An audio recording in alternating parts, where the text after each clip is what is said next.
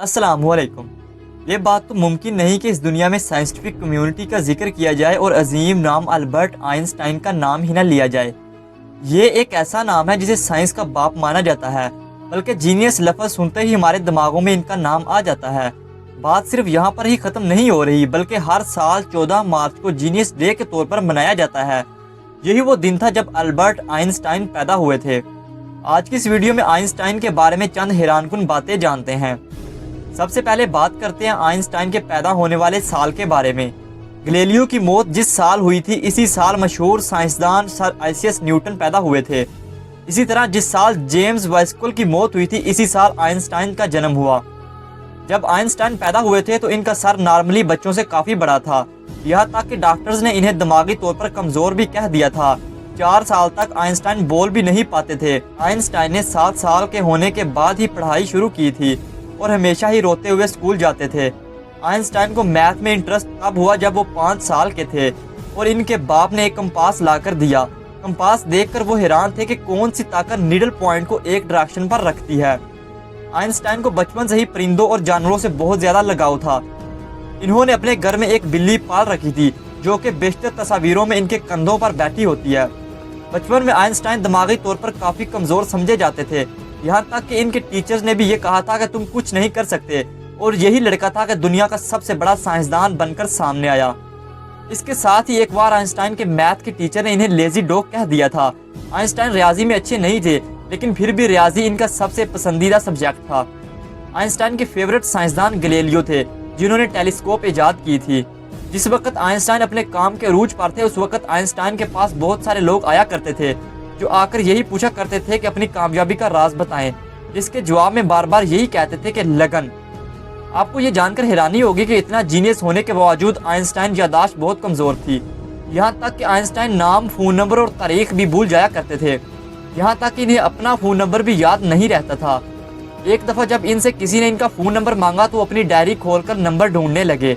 ये देखकर इस शख्स ने हैरानी से आइंस्टाइन से कहा कि आपको अपना फ़ोन नंबर भी याद नहीं, जिसके जवाब में आइंस्टाइन ने यह कहा कि वो ऐसी चीज़ें क्यों याद रखे जिन्हें वो अपनी डायरी में देख सकता है।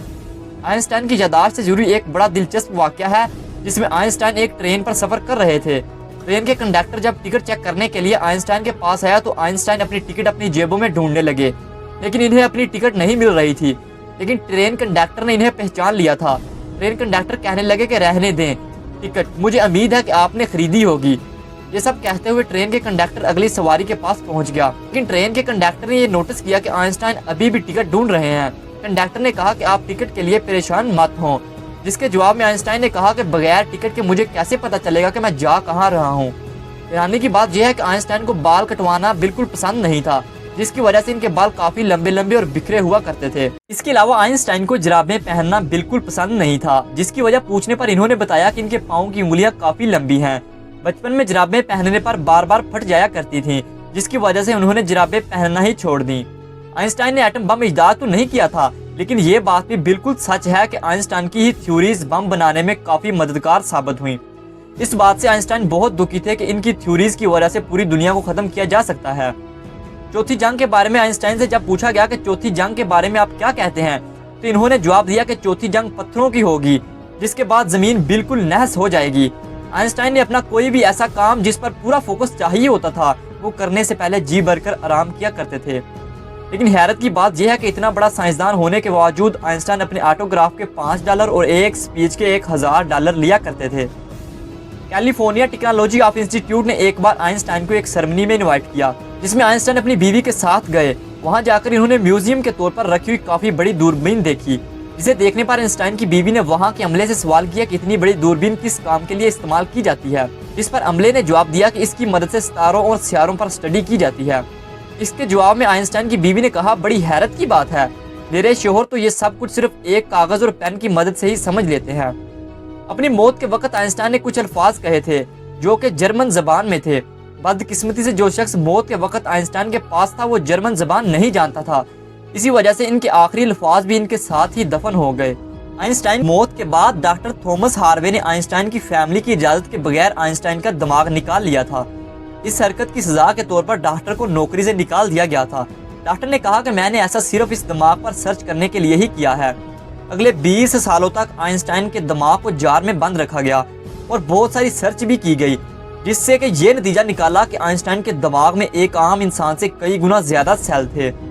اسی وجہ سے ان کا دماغ بہت زیادہ سوچتا تھا۔ حیرت کی بات یہ ہے کہ اگر آئنسٹائن چاہتے تو اپنی تھوڑا اور جی سکتے تھے، لیکن جب ڈاکٹر نے آئنسٹائن کا آپریشن کرنا چاہا تو انہوں نے آپریشن کرنے سے منع کر دیا اور کہا کہ اب مشینوں کے سہارے اور زیادہ زندہ رہنا بالکل بیکار ہے۔ امریکہ کی ایک مشہور میگزین ٹائم میں آئنسٹائن کو 20ویں صدی کا سب سے عظیم انسان کا خطاب دیا گیا ہے۔